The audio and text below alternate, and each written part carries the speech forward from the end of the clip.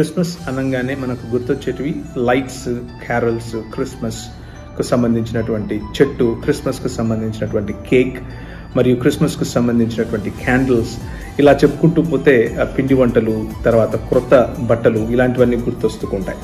అలాగే క్రిస్మస్ అనగానే ఆధ్యాత్మికత కూడా గుర్తొస్తుంది. ఆధ్యాత్మికతతో కూడినటువంటి పాటలు, ఆధ్యాత్మికతను చెప్పేటటువంటి కార్యక్రమాలు, సాంస్కృతికమైనటువంటి కార్యక్రమాలు కూడా మనకు పలు చర్చెస్లో ప్రత్యేక ప్రార్థనలు, చర్చెస్లో ప్రత్యేకమైనటువంటి కూడికలు వగేరా వగేరా జరుగుతూ ఉంటాయి. కాబట్టి మనం వాటిని కూడా గమనిస్తూనే ఉంటాం. అయితే మనం మాట్లాడుకుంటున్నటువంటి అన్ని కూడా ఒక ఎత్తు అయితే, బైబిల్ చెప్పేటటువంటి నిజమైన క్రిస్మస్కు సంబంధించినటువంటి అంశము కూడా ఇంకొక ఎత్తు. దాన్ని నేను ముందుంచే ప్రయత్నం ఈరోజు చేస్తాను.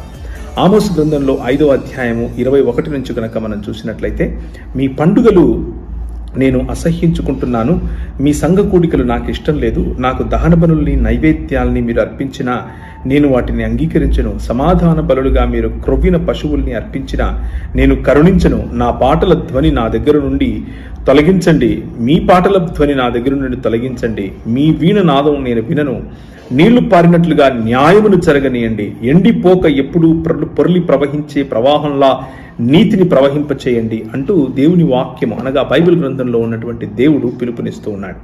మన పండుగల కంటే, మన పబ్బాల కంటే మనం చేసుకుంటున్నటువంటి ఉత్సవాలు ఇవన్నీ అవసరం.